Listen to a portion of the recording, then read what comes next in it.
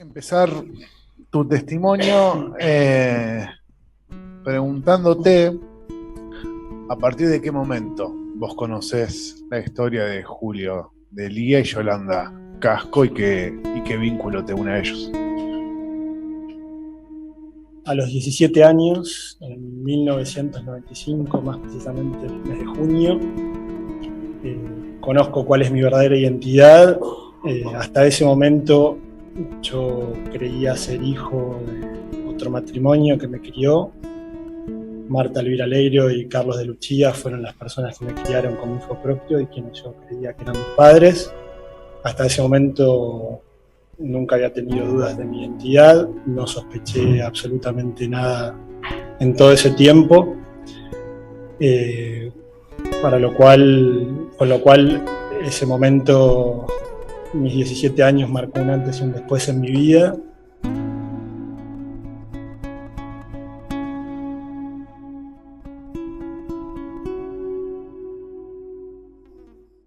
En principio, mi vida tiene un antes y un después a mis 17 años.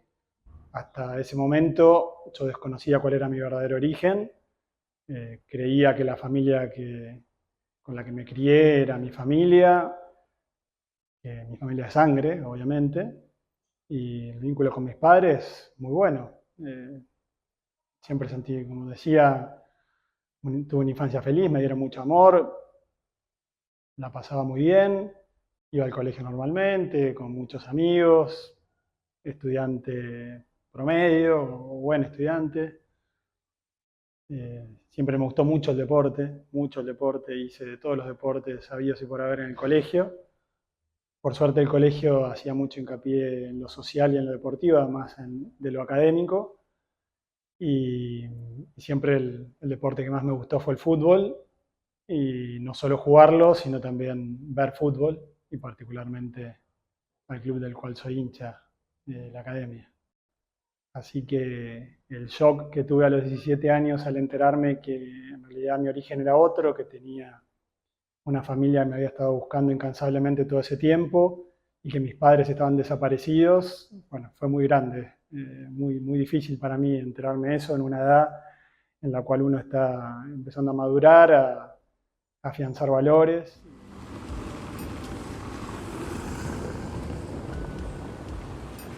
Este lugar empieza a funcionar fines del 74, para noviembre ya empezaron a traer las primeras víctimas. Nosotros tenemos como una fecha estimada que es el 13 de noviembre, que ingresan a los compañeros y compañeras que traían de la ciudad de Berazategui. Los ingresan por ese portón. Algunos eran ingresados con el patrullero de la policía de la provincia de Buenos Aires y otros en autos civiles. Hacían este recorrido. Se estacionaban en este patio interno.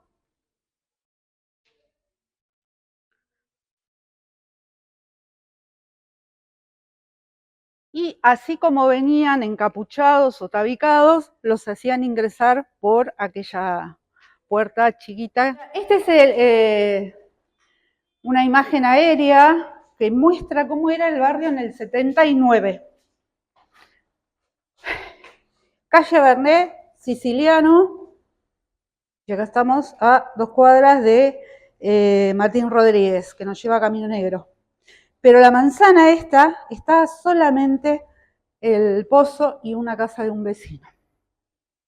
Ese vecino, que era electricista y que en algún momento fue llamado para que arregle algo que nunca quiso contar en el sótano, y este vecino, bueno, se terminó mudando porque fue amenazado varias veces por no haber hecho su trabajo y por lo que vio, ¿no? Bueno, nosotros estamos acá ahora. Nosotros tenemos las fotos de todas las mujeres que parieron en esta maternidad clandestina. Bueno, ahí está Castellini, María Loisa, Artigas, María Asunción, que es la mamá de Victoria Moyano, Gabriela Gariquiborde, que no sabemos, nunca fue encontrado su hijo o su hija, ni tampoco ella. Yolanda Iris Casco, mamá de Carlos de Lía. María Lemos, uruguaya, y uruguaya también, todo el plan Cóndor. Los uruguayos que venían siendo trasladados de automotores Orletis y lo traían acá a las compañeras y a los compañeros también, pero las compañeras venían a parir. Pensar la dictadura cívico-militar en Argentina como un hecho aislado y fuera de contexto es un error, porque si bien las dictaduras en Argentina fueron repetitivas y previa a la dictadura de 1976 hubo una serie de dictaduras casi de manera cíclica, la diferencia de esta última con las anteriores es que fue parte de todo un planeamiento y de un contexto no solo latinoamericano, sino como consecuencia también de un contexto geopolítico y mundial, me atrevo a decir, y nos tenemos que, sin meternos en demasiado detalle, pero nos tenemos que meter un poco en el análisis de lo que fue el periodo de post-Segunda Guerra Mundial, la Guerra Fría, y la situación entre Rusia y Estados Unidos, con una amenaza para Estados Unidos como era el gobierno comunista en Cuba, y la situación de Cuba hizo que los norteamericanos empiecen a ver como una amenaza posibles levantamientos comunistas o socialistas en la región. De esa manera es que se planifica lo que llevó el nombre de el Plan Cóndor, o viniendo de Estados Unidos, muchos hasta le dicen el Plan Águila, ¿no? Porque fue Estados Unidos metiéndose en los diferentes gobiernos latinoamericanos. Ellos tienen un problema con la falta de legalidad, de credibilidad que finalmente tienen, pero contaban con un apoyo muy fuerte. No hay dictadura sin apoyo civil. Nunca podrá establecerse qué porcentaje. Eran tiempos de una alucinada campaña que se hacía contra la izquierda del mundo. En aquella época existía el comunismo. La Unión Soviética era lo que era. En el año 71, para las elecciones, la propaganda de la derecha eran tanques de guerra rusos que entraban a Praga. Es decir, había un tiempo de muchísima estigmatización de las izquierdas mundiales. A continuación viene la dictadura. En la justicia se inició una investigación a partir de la desaparición de mis padres, de la cual yo siempre fui ajeno. Siempre me hablo de mis padres y hablo tanto de los biológicos como los de crianza. Yo lo tengo muy claro, pero por ahí el que me escucha a veces puede tener cierta confusión al respecto. Yo desconocía que, como les decía, mi familia biológica me estaba buscando, que mis padres estaban desaparecidos y que bueno, esa búsqueda que encabezaba mi abuela, bueno, con mi abuelo, mientras estuvo con vida, en algún momento desencadenó en que me encuentren, pero el trasfondo que había ahí es que claramente la familia que me crió me anotó como propio cuando yo no era hijo biológico, y una denuncia anónima que llegó cuando yo era muy chico, alrededor de los 8 años, a Abuelas de Plaza de Mayo, sembró la duda de que quien estaba anotado como hijo propio de la familia que me crió, en realidad no lo era, y particularmente mi partida de nacimiento estaba firmada por Jorge Vergés, un médico policial que atendió muchos partos clandestinos durante la dictadura, y bueno, potencialmente mi partida de nacimiento, como todas las firmadas por ese médico, podían ser de hijos desaparecidos. El momento de mi nacimiento, como estaba registrado, coincidía también. En principio se sospechó que yo podía ser hijo de un matrimonio argentino, como cuando yo tenía esos 8 años. Me contactaron a mi familia de crianza, fui al Hospital Durán, lo recuerdo aún hoy, sin saber para qué iba. De hecho, justamente no fue a los 8 años es que los contactaron, pero terminé yendo un tiempo después, cuando ya había crecido y avanzó en la justicia. Pero fui al Hospital Durán porque yo quería jugar al fútbol, y lo que le había planteado a mi papá de crianza, que bueno, quería jugar, que me quería ir a probar a un club, y él me dijo, bueno, pero nos vamos a hacer todo el chequeo y el análisis para asegurarnos de que estés bien. Fue una excusa que me dio para en realidad llevarme, en cierta forma engañado, al Hospital Durán. Me sacaron sangre, ahí quedó mi sangre para compararse, porque evidentemente sabía que mi sangre no iba a coincidir con la de la familia que se estaba creyendo que yo podía tener un vínculo. Pero mi sangre quedó ahí, se constató, dio negativo y mi sangre quedó. No es que se utilizó esa vez y se abandonaba. Después ese día en el Durán me hice los estudios y algún día después me fui a probar a algún club para jugar al fútbol. Pero concretamente ahí la sospecha que se tenía de que yo podía ser hijo de una familia argentina quedó de lado, y muchos años después, mejorando las técnicas de análisis y también creciendo la cantidad de familias que iban dejando su muestra en el Banco Nacional de Datos Genéticos, entre ellas mi familia. Mis padres biológicos eran uruguayos, toda mi familia uruguaya vino a la Argentina a dejar su muestra de sangre y se pudo reconstruir a partir de lo que se conoce como el índice de abuelidad, sin estar mis padres, que en realidad yo soy hijo de Julio de Lía y de Yolanda Casco, ambos uruguayos y aún hoy desaparecidos.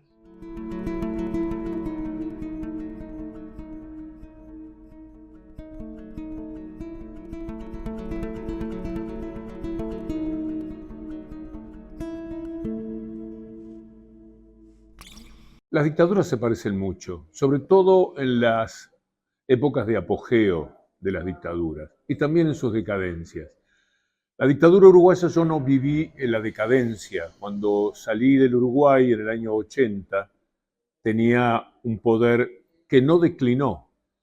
Los militares en Uruguay, a diferencia de los argentinos, entregaron el gobierno como consecuencia de aspectos más económicos que fueron deteriorando la imagen inicial que había tenido el gobierno. Pero desde el punto de vista político mantuvieron fuerza hasta el último día, tanto es así que fijaron muchas de las condiciones de la entrega de la dictadura a la democracia. En cambio, la Argentina, entre lo mal que les fue en el 81, desde el punto de vista económico, con la tablita, Martínez de Hoz, etc., y el desastre de la guerra de Malvinas, cuando entregaron el poder estaban boqueando.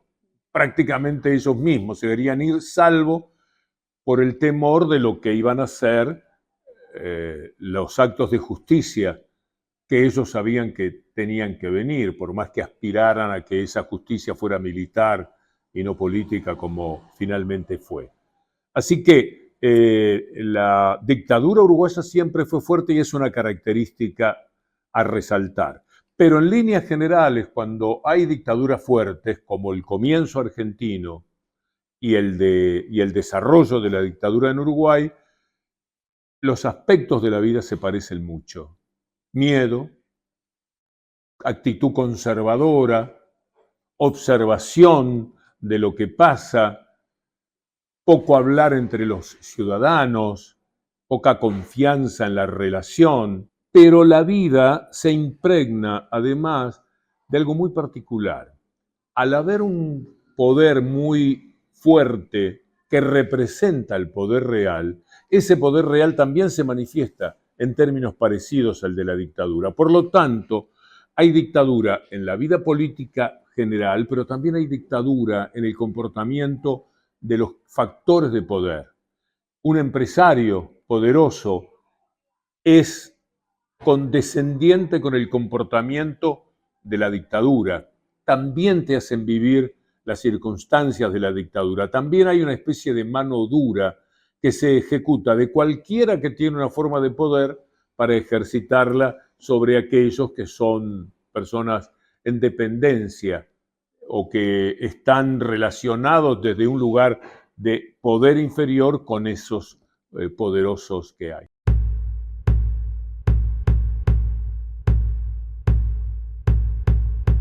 Todos los fachos son iguales, aunque se cambien de color. La misma mierda en otro traje desde la colonización. Todos los fachos son iguales, aunque hablen de revolución. de libertad y alegría disfrazaron su perversión. El hecho de que haya sido un plan sistemático permitió, y digo, uso la palabra permitir, pero permitió a quienes lo habían organizado la posibilidad de que con frecuencia veíamos que detenían a una persona en un país, la secuestraban y la apresaban en otro país y hasta terminaba muriendo o desapareciendo en otro país. Y eso tenía que ver con esta cuestión del Plan Cóndor, entendiéndolo como un plan sistemático, ¿no? Como un plan sistemático que además, cuando hablo de sistemático, incluyó capacitación para la tortura, bueno, en Argentina hubo casos específicos de franceses que venían con experiencia en guerras africanas para venir y explicarles a los militares de la región cómo torturar. La tercera celda era la de las chicas trans, y que acá ellas salían, se fumaban un pucho, pero no tenían el conocimiento de lo que estaba sucediendo en este lugar. Sentían voces, sentían gritos, sentían muchos gritos de dolor, gente que preguntaba dónde estamos, murmullos. También tenían en las celdas la lamparita que se apagaba y se prendía constantemente, eso es el uso de la picana. Muchas de ellas cuentan haber oído en una madrugada el grito de una mujer y el llanto de un niño. De noche era, ¿no? Y estábamos acá, ¿viste? Y por ahí sentimos un grito, ¿no? Y nosotros nos decíamos escuchar. Más siempre decíamos, cuando escuchábamos algo raro, escuchá. Y se sentía así para arriba, gritar, ¿viste? A la chica. Después que varias veces gritar. Y después se escuchó llorar a un bebé. El grito así de un bebé. Los dos eran uruguayos. Mi papá de la ciudad de Montevideo, mi mamá de la ciudad de Salto, frente a Concordia, ahí limítrofe con Argentina. Mi mamá decidió, en una familia de muchos hermanos, muy numerosa, romper el molde familiar e ir a estudiar a la ciudad de Montevideo. No era algo tan frecuente en ese momento. Ahí mi papá hacía deporte en la Asociación Cristiana de Jóvenes, en paralelo estudiaba economía. Mi papá era hijo único y se conocieron en la Asociación Cristiana de Jóvenes haciendo deporte. Mi papá y mi mamá también hacía algo de deporte, también iba a estudiar. Era una residente que estudiaba y vivía mucho tiempo en la asociación. Ahí se conocieron, empezaron a salir, se casaron, buscaron tener hijos, les costó muchísimo. Incluso mi mamá tuvieron que recurrir a tratamiento, porque les costaba mucho.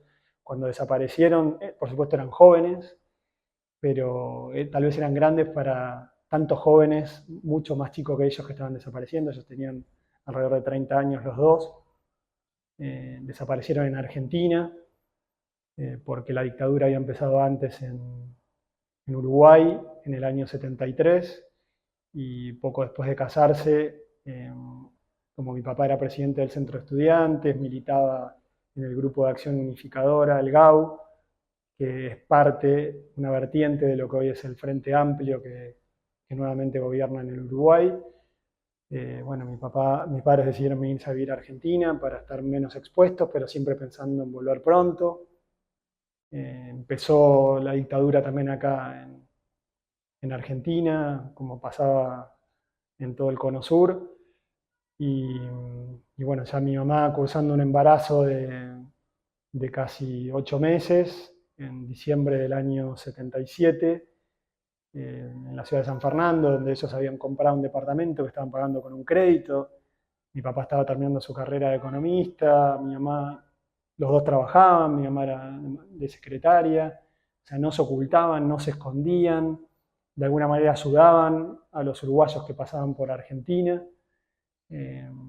Bueno, se los llevaron pocos días antes de la Navidad del año 1977 de su casa, y desde ahí están desaparecidos, pasaron por una comisaría que estaba a la vuelta de la casa de ellos, y en esos días, vísperas de la Navidad de ese año, secuestraron a mis padres y a otros 25 uruguayos que estaban viviendo en Argentina, y a todos los llevaron a un centro clandestino de detención que se llamó Coti Martínez, en la zona norte de la provincia de Buenos Aires, y después, pocos días más tarde, los llevaron a todos, excepto a 5 de ellos, presumiblemente a mi papá sería uno de los 5 que no fueron al Pozo de Banfield, y habría sido trasladado a Uruguay. Los otros 22, entre ellos mi mamá, embarazada, fue llevada al Pozo de Banfield, donde un mes después, a fines de enero, el 26 de enero, me dio a luz en ese lugar, en el Pozo de Banfield. Acá ponían una gamilla de metal, las compañeras eran bajadas de las celdas sobre una chapa que traían 2 de los guardias, la que ya no podía caminar por las contracciones, sino otras subieron caminando, como el caso de Teresa Laborde, que había parido en camino a este lugar y que llegó con su bebé, Teresa, unidas por el cordón umbilical. Acá las compañeras tenían a sus hijos, hijas, en forma violenta, sin ningún cuidado, con la mirada y la atención médica del doctor de la policía, el médico Berger, persona que ha negado siempre la existencia y el destino de cada uno de los que se apropiaron, y el destino de cada una de las compañeras que parieron acá, lo niega. Ellas parían, sus hijos eran dejados en la mesada, terminaba el parto y tenían que limpiar todo este lugar, levantar la placenta, dejarlo todo limpio, así como ellas estaban, desnudas o semidesnudas. Él nunca estaba solo, había otros responsables de este lugar, cual si esto fuera un espectáculo, ¿no? Esto da, la maternidad clandestina da hacia la vereda de la calle Bernet, o sea que los vecinos no eran ajenos, y en el momento de parir, abajo, que había una radio, se ponía a todo volumen para que la música tapara los gritos o el llanto de ese niño o niña que nacía. Es lo primero que me llamó la atención cuando vi fotos de mi papá cuando era chico. Yo recuerdo que en algún momento yo creía encontrar parecidos con mi papá de crianza. Cuando vi fotos de mi papá biológico cuando yo era chico, éramos 2 gotas de agua con un peinado distinto acorde a la época en la que mi papá era un chico y nada más, era mi cara. Así que me reconocí inmediatamente en mi familia.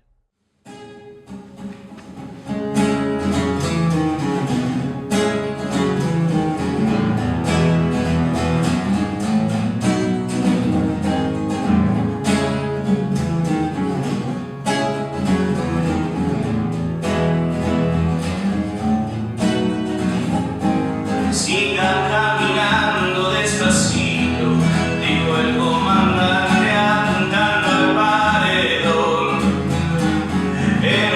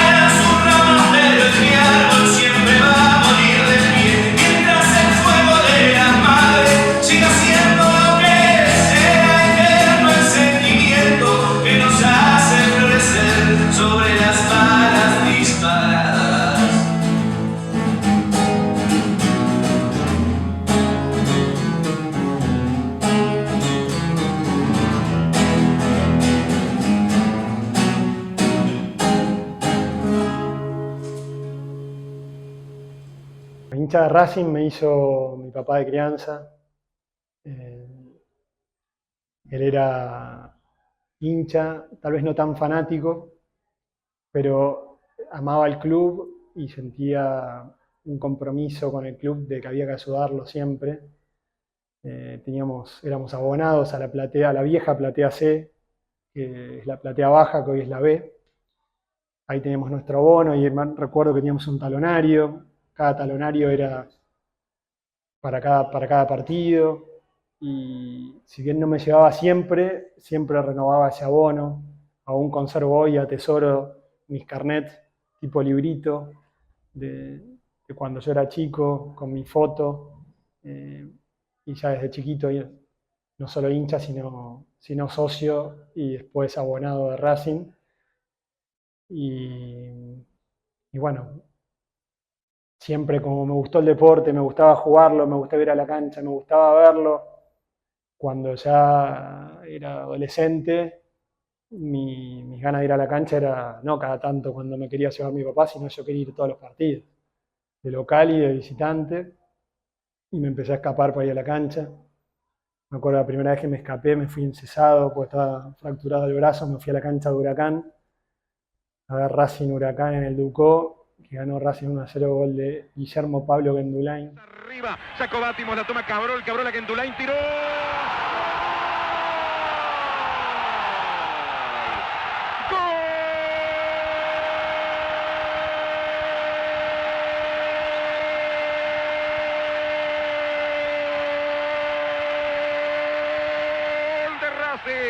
Guillermo Gendulain, un derechazo bajo, impecable. Y bueno, hasta que en un momento todas las mentiras tienen patas cortas, me descubrieron que me escapaba todos los fines de semana a ver a Racing. O casualmente cuando jugaba a Racing yo no estaba en mi casa, siempre tenía alguna excusa y bueno. Entendieron de que no podía ir contra mi pasión y fue toda la adolescencia, desde los 16 hasta los 20 y pico, que iba prácticamente a todos lados a ver a Racing. Mi mujer desde el principio siempre entendió y me acompañó de alguna manera en esta locura que es y esta pasión que es Racing para mí. Y bueno, cuando ya mis hijas fueron creciendo, ellas también me veían que me iba a la cancha, me empezaron a pedir que la lleve. Y la verdad que lo más lindo de todos estos últimos años, y más que empezaron los títulos, empezaron los logros y entusiasmar a algún chico o una chica, en el caso de mis hijas, pues yo tengo 3 hijas mujeres, cuando encima va bien, es mejor todavía. Bueno, me volví a ser abonado, le saqué un abono también a mis hijas y bueno, hasta el día de hoy socios abonados de la platea E, donde siempre vamos a alentar a Racing.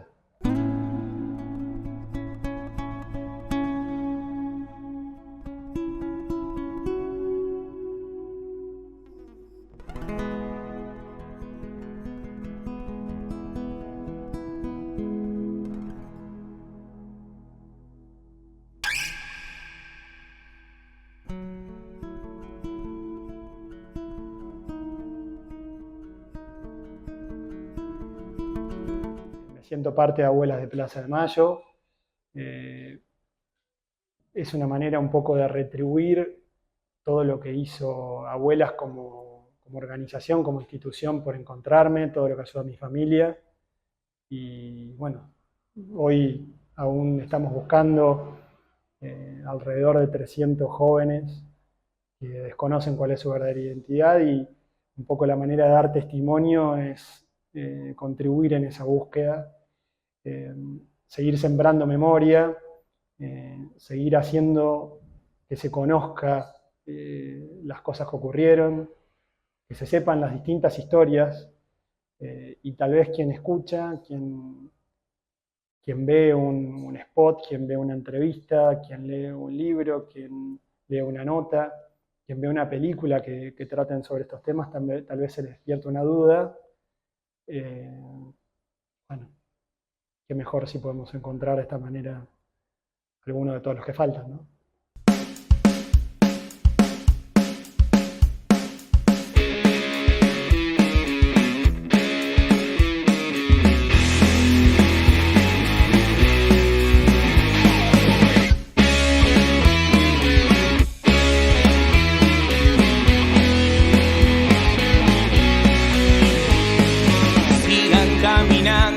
Despacito, dijo el comandante apuntando al paredón. Héroe es quien muere en sus ideales y aquel que asesina morirá traidor. ¿Dónde está